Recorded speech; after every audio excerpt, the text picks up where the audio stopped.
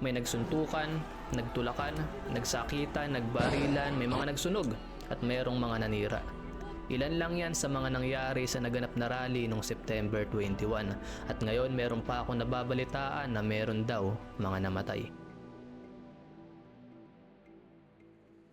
September 12, 2025. Iba't ibang organisasyon ang nag-aya sa mga tao na dumalo para sa gagawing rally sa September 21. Tinawag itong Baha sa Luneta na ginanap sa Luneta Park. Meron ding hiwalay na rally sa EDSA na tinawag na Trillion Peso March. Well, ang plano talaga ng mga activists ay magpahayag lang ng kanilang saloobin. Pero may ibang grupo ng rallyista na may hindi magandang ginawa. Libo-libo ang dumalo. May mga sikat pa nga gaya nila Vice Ganda, Maris Racal, Ann Curtis, Catriona Gray at marami pang iba. Ayon sa chismis, naging maayos naman or mapayapa ang naging rally sa Luneta noong umaga. Pero may ibang lugar gaya ng Ayala Bridge at Mendiola na hindi naging maganda ang takbo. Hindi lang kasi sa Luneta nagrally ang mga rallyista. Meron din sa Monumento, EDSA Shrine at meron pang nasa mga malalayong lugar gaya ng Cebu, Oriental Mindoro, Baguio at madami pang iba. Pero sa Maynila yung pinaka naging sikat kasi doon yung pinakamadaming nagrally at doon din yung pinaka naging magulo. May nagsunog ng container truck, kinuha din nila yung NMAX ng isang pulis at sinunog yun. At meron ding mga case na ninakawan ng motor ang isang pulis. Meron pa akong nakitang nagnanakaw ng mga side mirror ng mga motor. May nagsunog din ng excavator at may mga nanira ng motel, stoplight, meron din mga nag-vandalism na sobrang ikinagalit ni Mayor Isko. Lakihan yung pagtatago.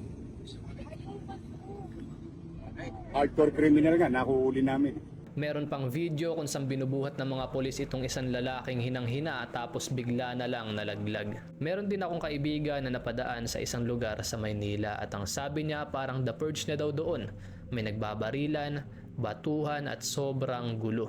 Madami ako nakitang video pero sa isang to ako pinaka nainis at naawa. Kung makikita nyo sa video natumba yung isang pulis at pinagsasaktan na. Nakakaawa lang kasi naiipit talaga yung mga pulis sa nangyayaring korupsyon. Andyan sila para proteksyonan yung property ng gobyerno, ng public, para mag-ayos ng gulo, hindi para proteksyonan yung mga nangurakot sa atin.